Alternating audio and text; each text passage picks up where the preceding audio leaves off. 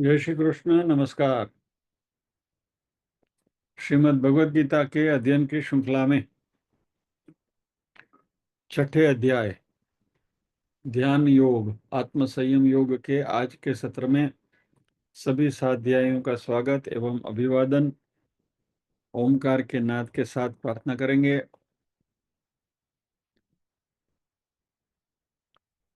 ओम।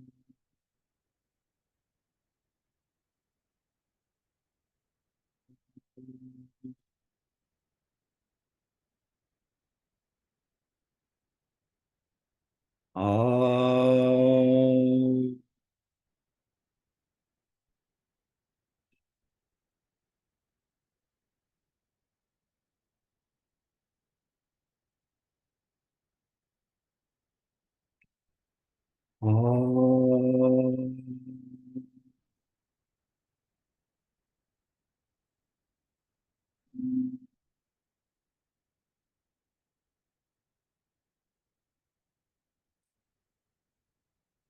वक्रतुंड महाकाय सूर्यकोटि समप्रभ निर्विघ्नं कुरु मे देव सर्वकार्येषु सर्वदा। या कुन्देन्दु तुषारहारधवला या शुभ्रवस्त्रावृता या वीणावरदण्डमण्डितकरा या श्वेतपद्मासना या ब्रह्माच्युतशङ्कर प्रभृतिभिर्देवैः सदा वन्दिता सा मां पातु सरस्वती भगवती निःशेषजाड्यापहा। वसुदेवसुतं देवं कंसचाणूरमर्दनम् देवकी परमानन्दम् कृष्णं वन्दे जगद्गुरुम्। ॐ सहना भवतु सहनौ भुनक्तु सह वीर्यं करवावहै तेजस्विनावधीतमस्तु मा विद्विषावहै। ॐ शान्ति शान्ति शान्तिः।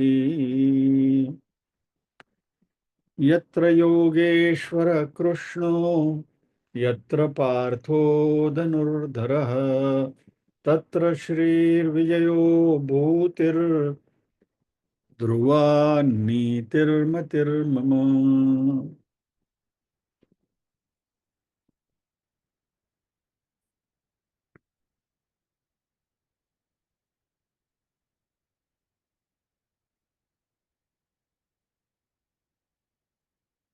पारायण नीरूबेन और मैं हम दोनों बारी बारी करेंगे। नीरूबेन एक एक एक श्लोक આપણે કરીએ। એક શ્લોક તમે બોલજો, હું બોલીશ। ओम श्री परमात्मने नमः। अथ षष्ठोऽध्यायः। श्री भगवानुवाच अनाश्रितः कर्मफलं कार्यं कर्म करोति यः स सन्न्यासी च योगी च न निरग्निर्न चाक्रियः। यं सन्न्यासमिति प्राहुर्योगं तं विद्धि पाण्डव न ह्यसन्न्यस्तसङ्कल्पो योगी भवति कश्चन। आरुरुक्षोर्मुनेर्योगं कर्म कारणमुच्यते। योगारूढस्य तस्यैव शमः कारणमुच्यते। यदा हिनेन्द्रियार्थेषु न कर्मस्वनुषज्यते सर्वसङ्कल्पसन्न्यासी योगारूढस्तदोच्यते।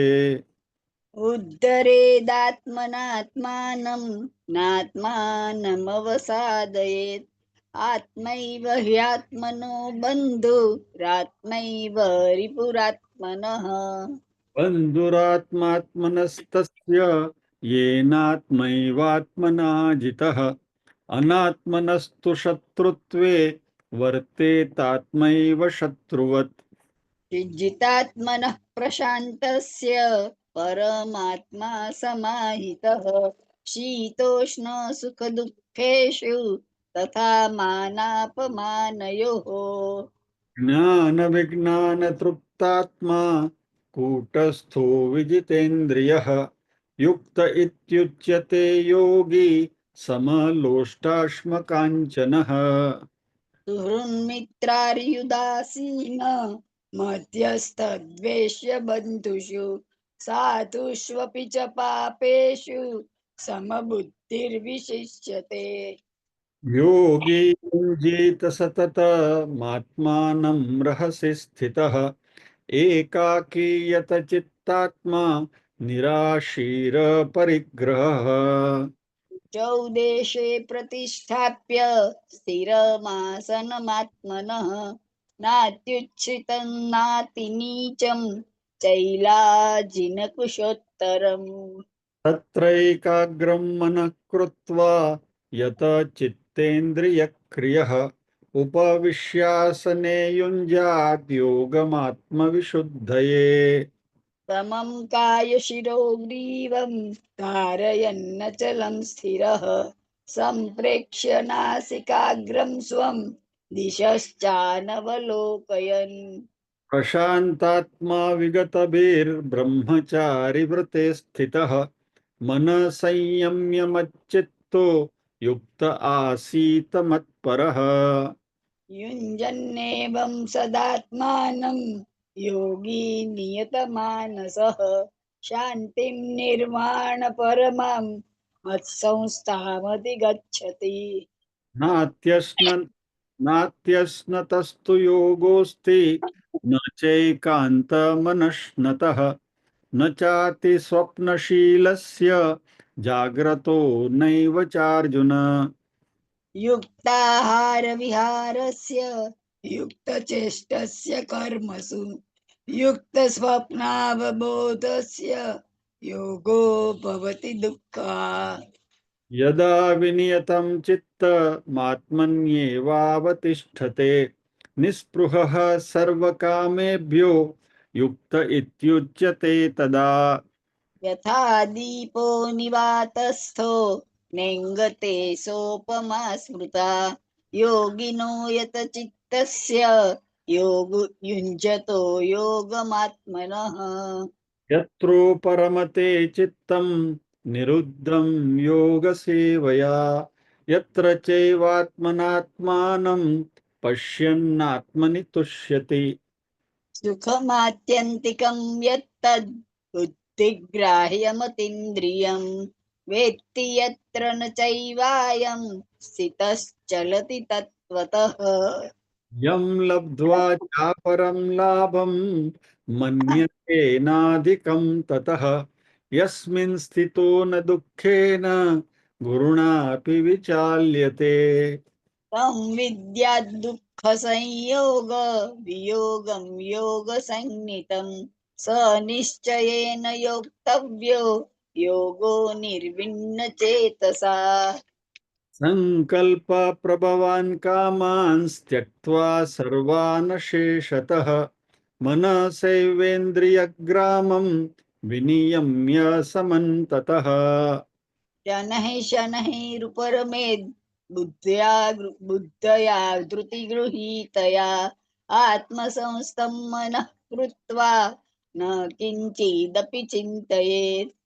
यतो यतो निश्चरति मनश्चञ्चलमस्थिरम् ततस्ततो नियम्यैतदात्मन्येव वशं नयेत्।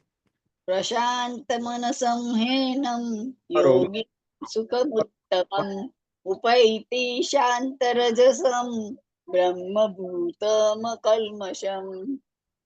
ओके, हमने यहाँ तक किया है, यतो यतो निश्चरति मनश्चंचलम स्थिरम ततस्ततो नियमेत तदात्मन्येव वशं नयेत्।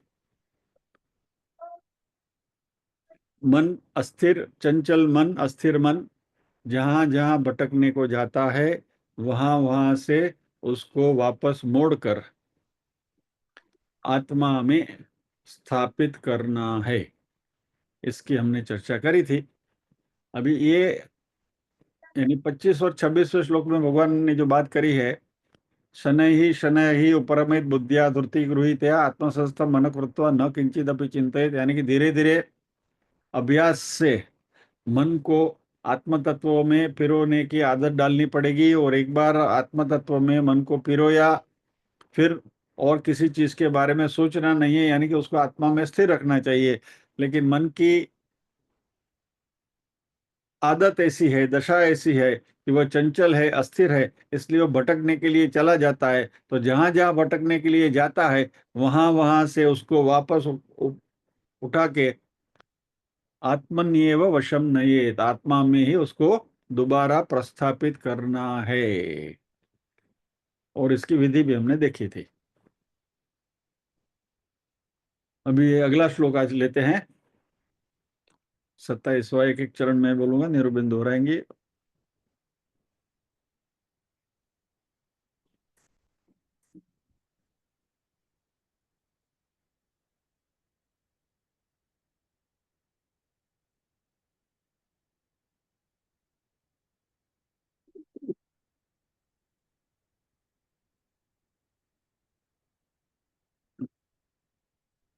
प्रशांत मनसं ह्येनं, प्रशान्तमनसं ह्येनं प्रशांत मनसं ह्येनं प्रशान्तमनसं ह्येनं योगिनं सुखमुत्तमम्, योगिनं सुखमुत्तमम्।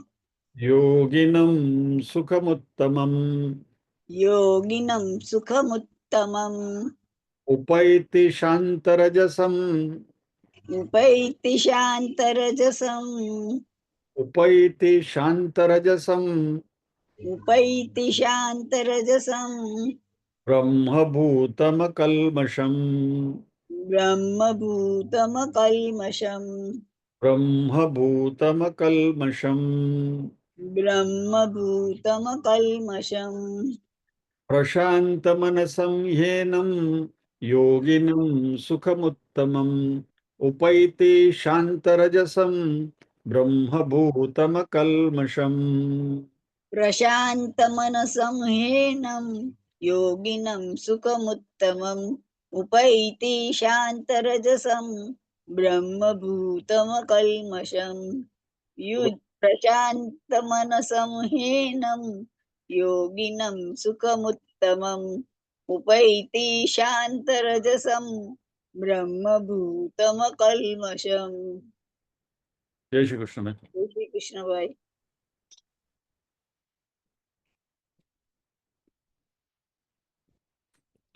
प्रशांत मनसं ह्येनं,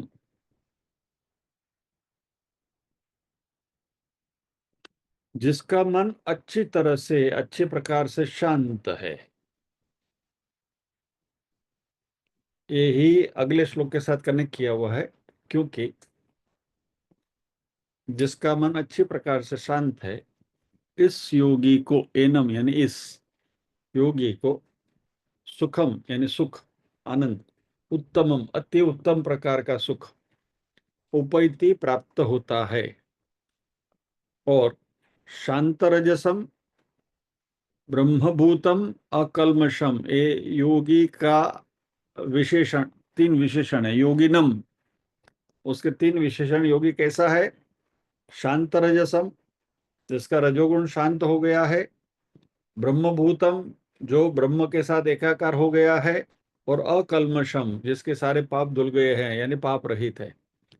ऐसा जो योगी है, सॉरी, इसमें चार चार उसका क्वालिफिकेशन, प्रशांत मनसम, यानी कि योगी जिसका मन शांत हो गया है, जिसका रजोगुण शांत हो गया है, जो ब्रह्म भाव में स्थित है, और जिसके पाप धुल गए हैं यानी पाप रहित है, वैसा योगी को अति उत्तम सुख प्राप्त होता है, ऐसा भगवान इस श्लोक में कहते हैं।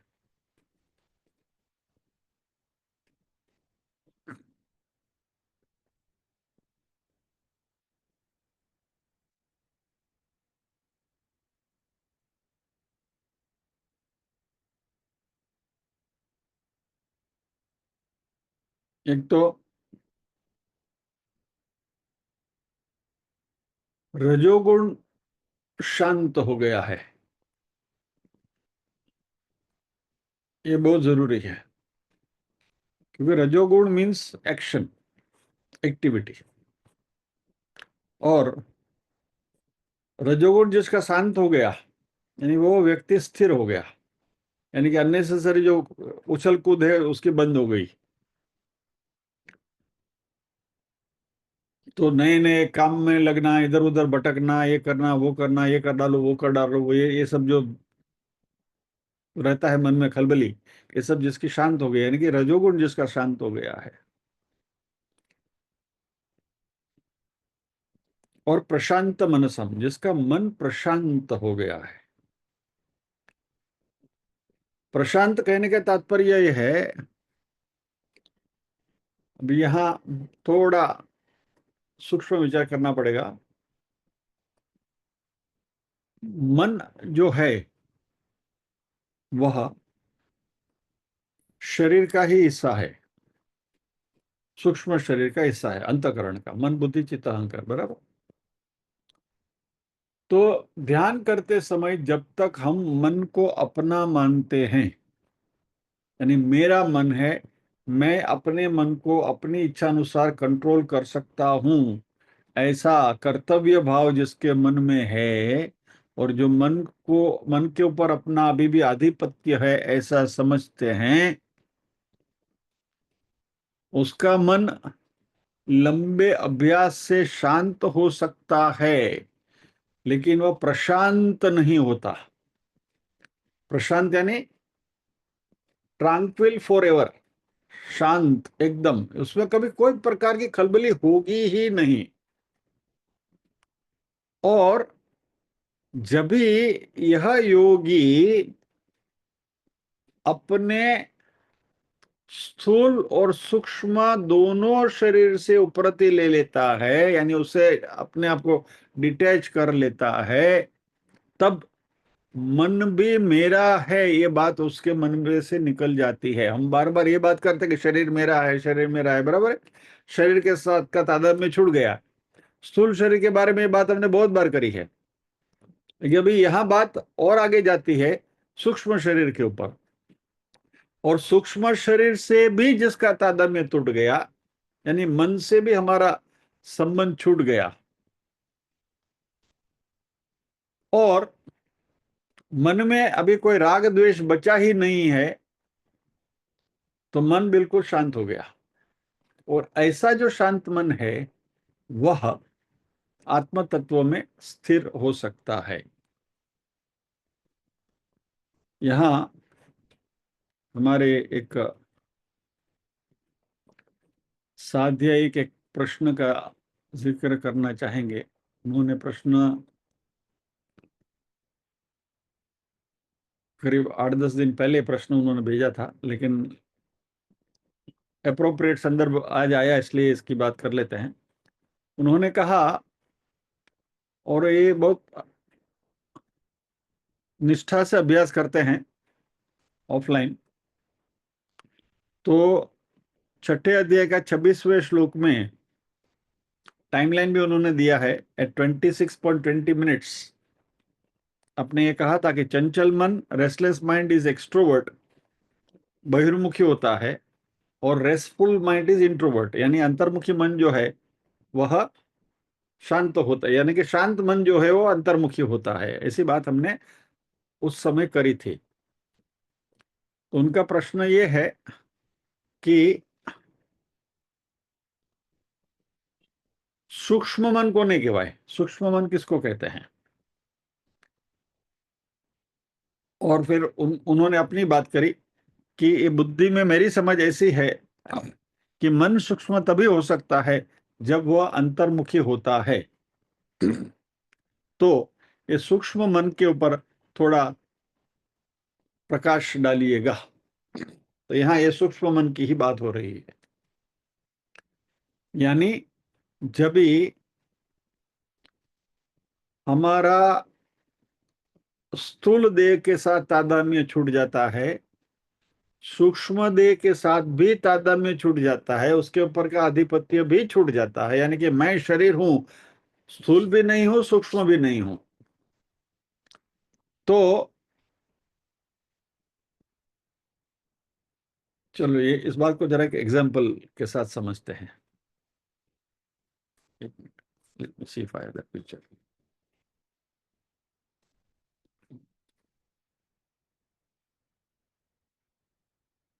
ये मन के साथ का संबंध कैसे छूटेगा?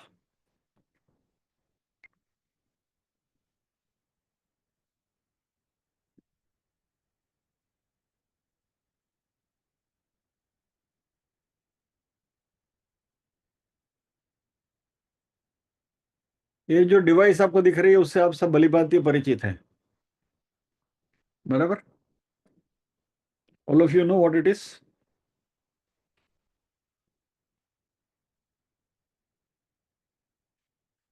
ये है कंप्यूटर का माउस, बराबर?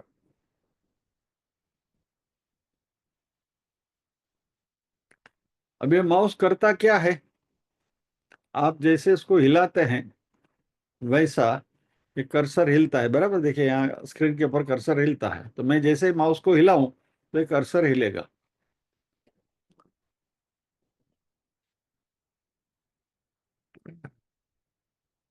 अभी थोड़ी देर के लिए ये mouse is an input device, यानी कि ये हमारी एक इंद्रिय है, कोई भी एक इंद्रिय, स्पर्श इंद्रिय है, कोई भी इंद्रिय, ऐसा समझ के चलो।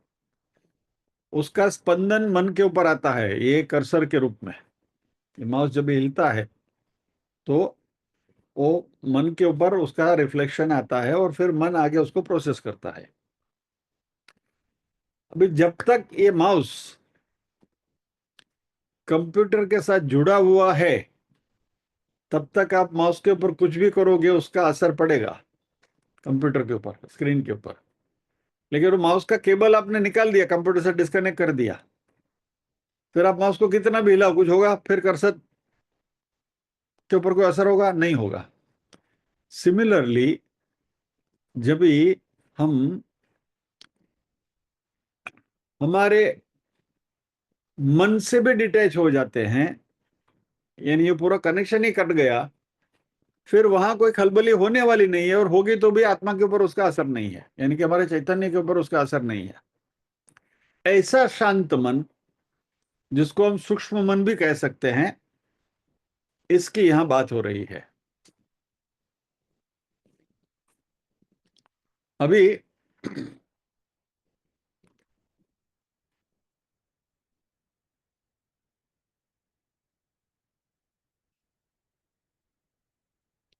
यहां भगवान ध्यान के फल की बात कर रहे हैं।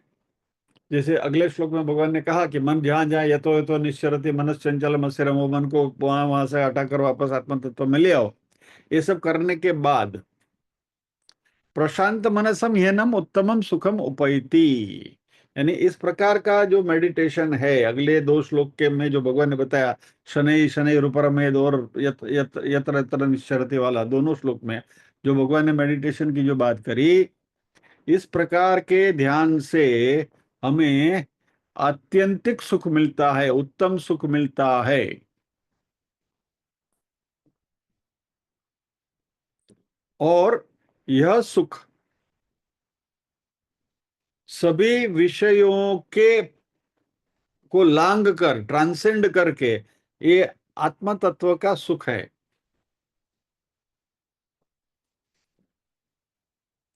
सी अभी तक क्या होता है इसको थोड़ा समझे। हमें जो भी सुख मिलता है वह सुख किसी न किसी वजह से मिलता है। देयर इज अ कंडीशन, इसकी कुछ वजह है, बराबर।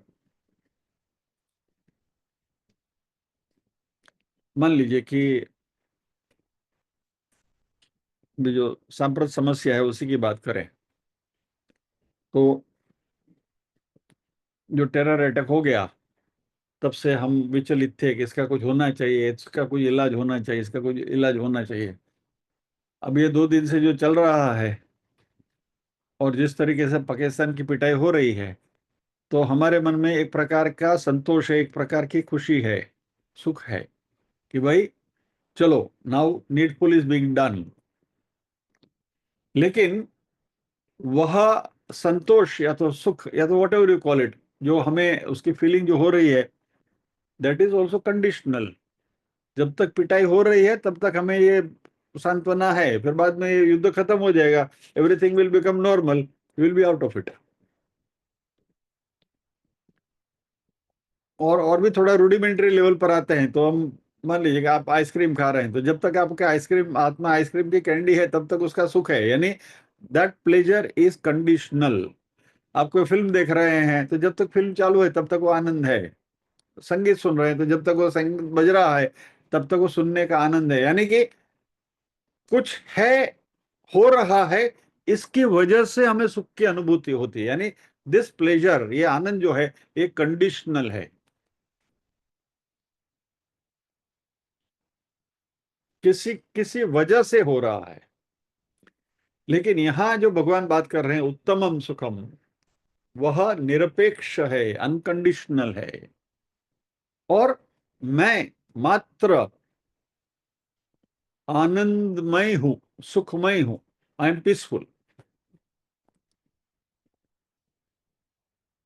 इस लेवल पर यह जो योगी है जिसकी बात भगवान कर रहे हैं, उससे यदि कोई पूछे कि भाई ऐसा क्यों है, आप ऐसा एकदम शांत और सुखी क्यों है, तो योगी क्या कहेंगे? भाई ये मेरा स्वभाव है, दिस इज माय नेचर। अच्छा, कैसे?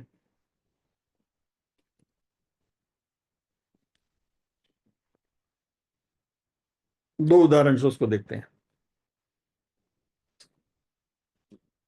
आग है, आग, फायर। तो फायर का नेचर क्या है? गर्मी, हीट, राइट। आग से आप पूछो भाई तेरा स्वभाव क्या है, तो बोला मेरा स्वभाव गर्म है, गर्मी is my nature, heat is my nature. जलाने की मेरे में क्षमता है, बराबर, मैं गर्म करता हूं। अच्छा, गैस के ऊपर आग है, बर्नर में, अभी उसका नेचर गर्म है, किसी भी परिस्थिति में वो आग गर्म ही है, वो अपनी गर्मी छोड़ नहीं सकता, बराबर। नाउ उस गैस के ऊपर आप पानी की तपेली रखो, पतीली रखो, और वो पानी गर्म होता है, बराबर। अभी पानी भी गर्म है, नीचे बर्नर भी गर्म है, जल रहा है, आग है। लेकिन ये दो में फर्क है। पानी गर्म तब तक रहेगा जब तक नीचे आग है। Moment you switch off the flame, पानी थोड़ी देर गर्म रहेगा, लेकिन फिर वो अपनी गर्मी छोड़ देगा, ठंडा हो जाएगा, क्योंकि पानी का नेचर ठंडा होना है। तो पानी में जो गर्मी है वो कंडीशनल है, वो टेम्पररी है। कंडीशन क्या है? जब तक नीचे आग है तब तक पानी गर्म है। जब तक वो कंडीशन विद्यमान है तब तक पानी में गर्मी है। जैसे ही वो कंडीशन छूट गई, पानी अपने ओरिजिनल नेचर पे ठंडा होने पे आ गया। यानी ऐसा जो ब्रह्मीभूत व्यक्ति है, योगी है, उसका जो आनंद है वो कंडीशनल नहीं है कि भाई ये है तो मुझे खुशी मिल रही है, ये नहीं है तो खुशी नहीं है। तो यानी वह उनका मूलभूत स्वभाव, इनहेरेंट नेचर बन जाता है, बिन शर्ती। और ऐसा जो बिन शर्ती आनंद है वो परमानेंट है, क्योंकि पानी में गर्मी टेम्पररी है, आग में गर्मी परमानेंट है। क्योंकि आग में जो गर्मी है वो कंडीशनल नहीं है, अनकंडीशनल है। वैसे ही मैं शांत हूं, मैं पीसफुल हूं, तो इसमें कोई शर्त नहीं है, ये शर्ती शांति नहीं है। तो फिर क्या होगा? किसी भी परिस्थिति में मैं शांत ही रहूंगा। मैं घर में हूं तो भी शांत हूं, घर के बाहर हूं तो भी शांत हूं, बराबर। मैं युवा हूं तो भी शांत हूं, वृद्ध हो जाऊंगा तो भी शांत हूं, मेरे बाल काले हैं तो भी शांत हूं, मेरे बाल सफेद हो गए तो भी शांत, वट एवर, एक्स वाई, जो जो भी परिस्थिति, आप you can name an number of things, बराबर। यानी किसी भी परिस्थिति के ऊपर हमारी शांति निर्भर नहीं है, irrespective what ever is the situation, हम शांत हैं। तो कृष्ण यहाँ कहते हैं ये उत्तम सुख है। और यह जो ध्यान करता है, इस तरीके से जो ध्यान करता है, उसको ऐसा उत्तम सुख प्राप्त होता है। और ये सुख ऐसा है कि जिसकी दूसरे किसी के साथ उसकी तुलना, कंपैरिजन नहीं हो सकती, क्योंकि ये पूर्णत्व का सुख है। और ये पूर्णत्व यही आत्मा का स्वरूप है, यानी आत्मा पूर्ण है। और इसलिए जो सुख प्राप्त हो रहा है, ये पूर्णत्व का, फुलनेस का सुख है।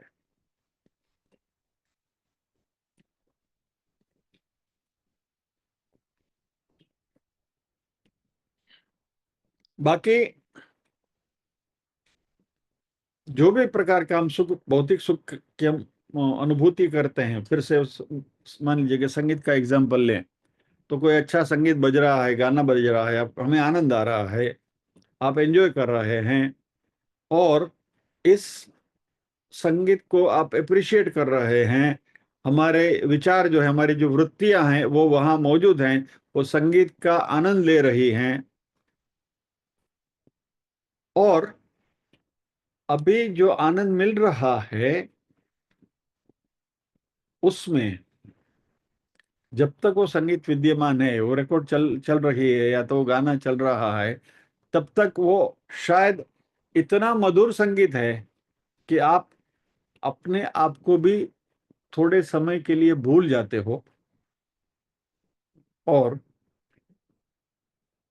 सुनने वाला सुनाई देता है वो संगीत, और संगीत सुनने की प्रक्रिया, ये सभी घुल मिलकर आनंद में परिवर्तित हो जाती है। सो वहां क्या रहता है, आप अपने आप को भी भूल गए, कौन गा रहा है या तो कौन बजा रहा है वो भी आप भूल गए, वो जो सारी प्रक्रिया से भी आप बाहर आ गए। You are just enjoying it, a sheer bliss. लेकिन दैट इज ऑल्सो कंडीशनल, जब तक वो बज रहा है। सुख है, आनंद है, जरूर है।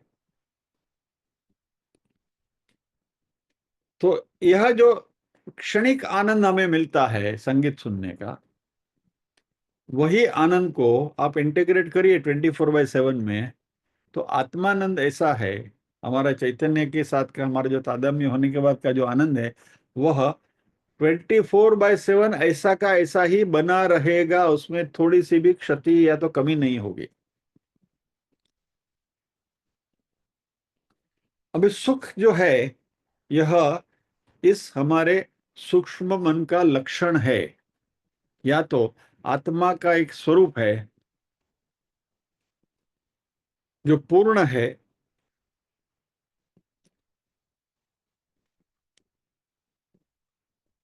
सर्वव्यापी, लिमिटलेस है।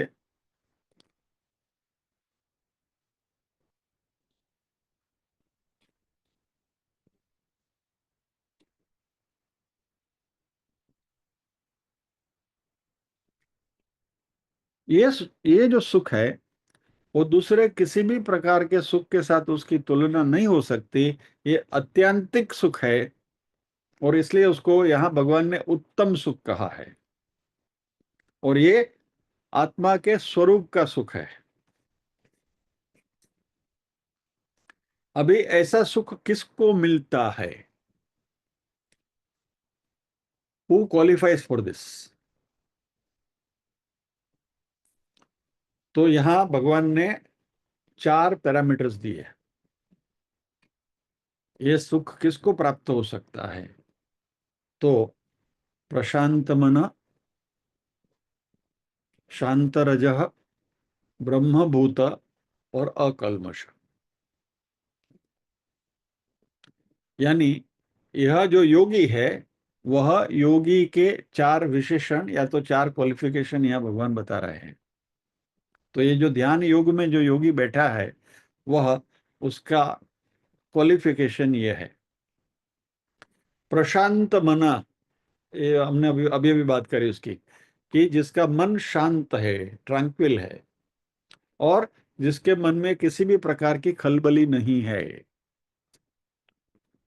और ये उत्तम सुख की उसको अनुभूति होती है। फिर ये व्यक्ति शांत रज है, यानी रजोगुण जो है वह एक्टिविटी का प्रतीक है, और सभी एक्टिविटीज से हम शांत हो गए, तो अभी एकदम आराम से चैन से बैठे हैं। और फिर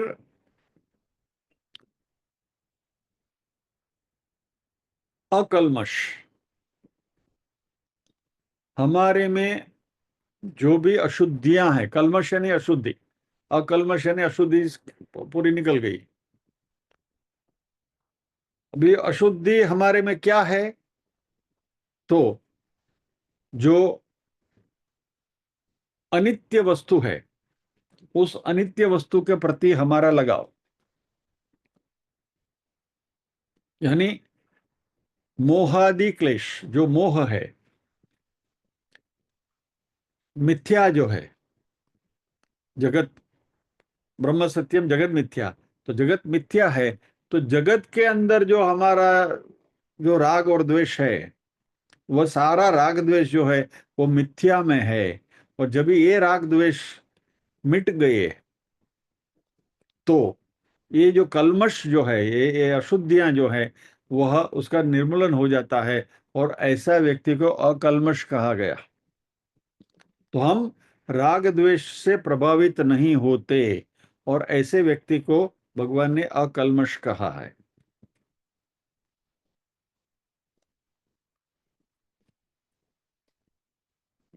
यानी हमारा जीवन जीने का जो तरीका है वह शुद्ध है, शास्त्र संगत है, इसलिए हम जो जीवन जी रहे हैं वह शास्त्र के अनुकूल है, और इसलिए ऐसे जीवन को हम अकल्मश कह सकते हैं।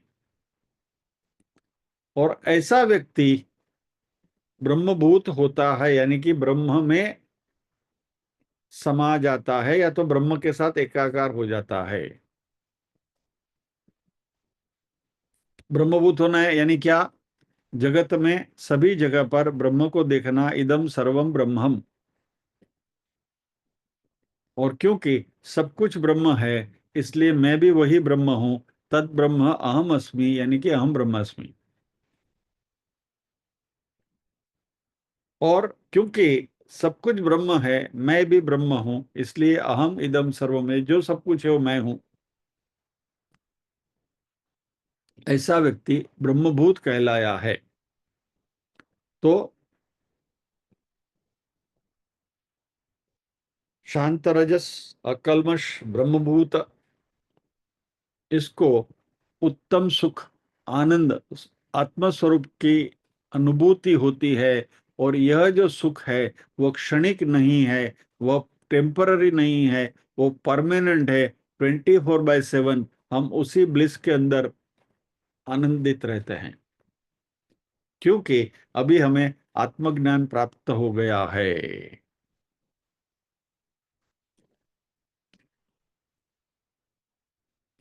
अभी यहाँ एक बात बहुत अच्छी भगवान ने करी है। नॉर्मली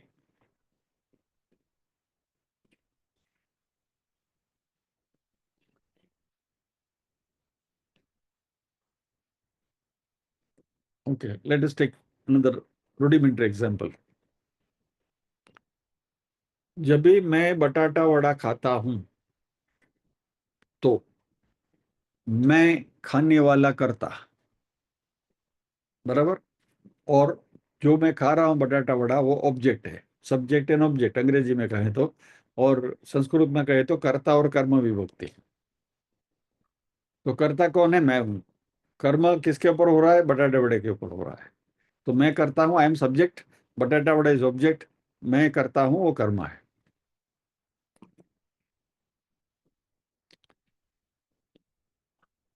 तो नॉर्मली ये उत्तम सुख, ये सुख में, सुख प्राप्ति में भी क्या था, अभी अभी अभी हमने संगीत की बात करी थी। तो संगीत मैं सुन रहा हूं, मैं सुनने वाला हूं, और संगीत बज रहा है, वो ऑब्जेक्ट है, उसको मैं सुन रहा हूँ, उसके ऊपर मेरा सुनने का कर्म हो रहा है, यानी कर्ता मैं हूँ सुनने वाला, और संगीत जो है वो कर्म है, और इससे मुझे सुख की अनुभूति मिल रही है। लेकिन यहाँ जो बात भगवान कर रहे हैं, प्रशांत मनसम हीनम योगिनम सुखमुत्तमम उपैति शांत रजसम ब्रह्मभूतम अकल्मषम, यानी प्रशांत मन, श- शांत रजस, ब्रह्मभूत, अकल्मष, ऐसा योगी जो योगी है,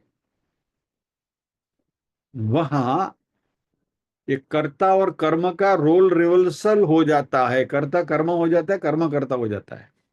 यानी अभी मैं सुख को नहीं ढूंढने के लिए जाता हूं, सुख मुझे ढूंढते हुए आता है।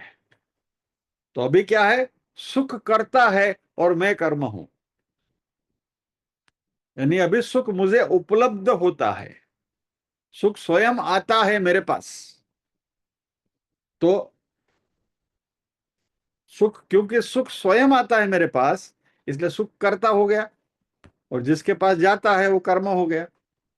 तो अभी अभी तक मैं करता था, और सुख की प्राप्ति जो होती थी उसमें वो सुख जो था वो कर्म था। अभी उल्टा हो गया, सुख कर्ता हो गया और मैं कर्म हो गया। This is the difference. यानी कि जो उत्तम सुख की जो यहाँ भगवान बात कर रहे हैं, उसमें सुख हमें आकर मिलता है सामने से। तो प्रशांत मनसम ह्यनम योगिनम सुखमुत्तमम, उपैति शब्द का प्रयोग किया है। उपैति यानी कि आकर मिलता है या तो प्राप्त होता है।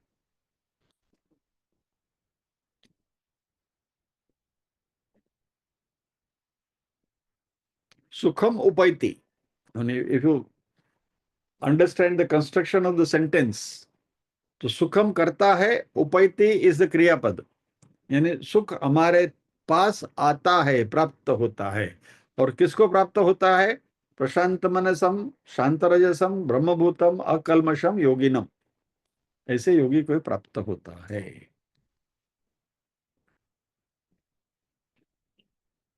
बस आज इतना ही सही।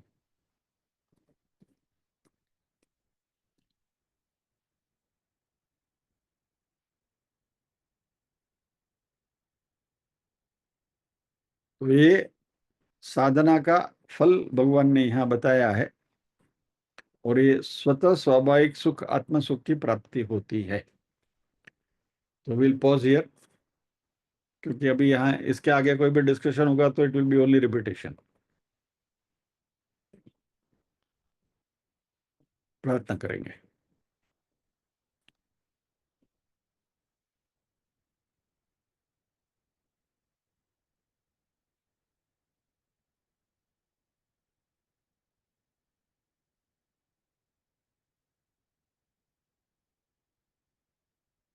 ओम असतो मा सद्गमय, तमसो मा ज्योतिर्गमय, मृत्योर्मा अमृतंगमय। सर्वेषां स्वस्तिर्भवतु, सर्वेषां शान्तिर्भवतु, सर्वेषां मङ्गलं भवतु, सर्वेषां पूर्णं भवतु। लोका समस्ताः सुखिनो भवन्तु, लोका समस्ताः सुखिनो भवन्तु। नाहं कर्ता हरिः कर्ता, हरिः कर्ता हि केवलम्। ओम शांति शांति शांति ही। सभी के हृदय कल में विराजमान परम कृपालु परमात्मा को वंदन करते हुए आज के सत्र को यहाँ विराम देते हैं। अगले शुक्रवार फिर मिलेंगे